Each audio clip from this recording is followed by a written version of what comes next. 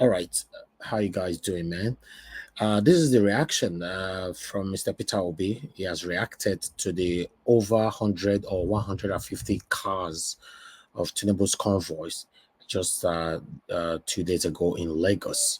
So let's listen to what Mr. Peter Obi have to say. Like, share. Thank you.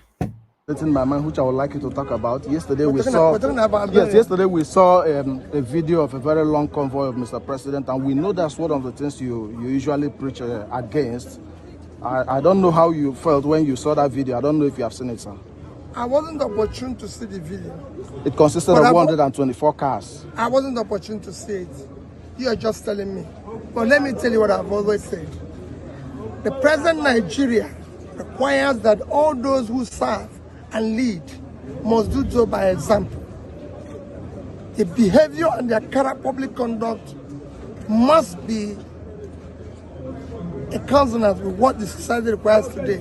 We cannot continue to preach for the people to sacrifice without sacrificing.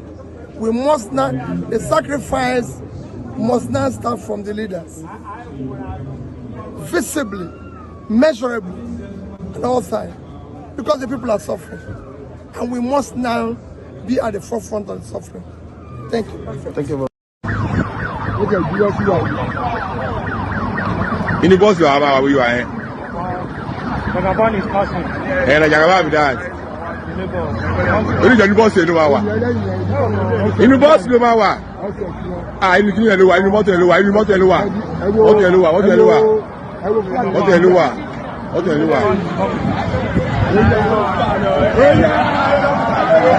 Jagabanu!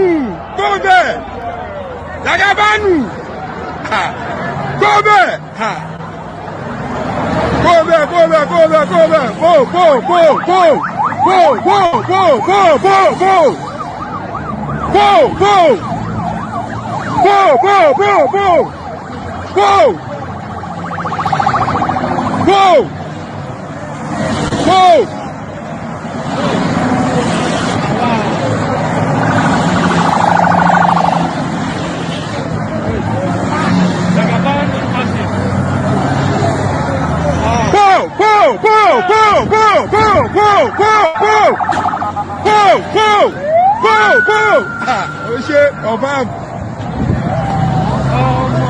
Jump up, jump up, jump up, jump up, jump up, jump up, jump up, jump up, jump up, jump up, jump up, jump up, jump up,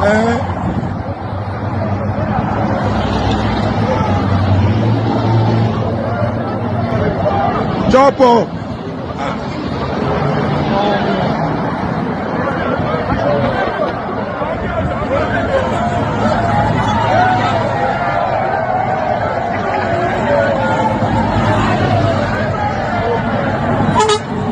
Jump up, jump up.